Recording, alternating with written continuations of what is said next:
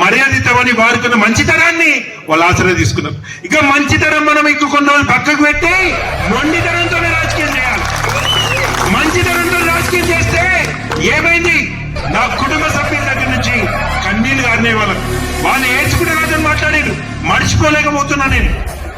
ఇవాళ చెప్తున్నా, 4 సార్లు ఎమ్మెల్యేనే కావచ్చు, మీ అందరికీ దివాకర్ రావు గారు నాయకుడు కావచ్చు, నాకు కూడా నాయకుడే. కానీ ఒక విషయం చెప్తున్నా, నాకు తండ్రి కూడా.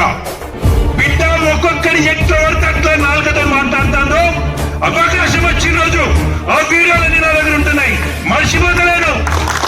సమాజంలో చీడపురుగులకు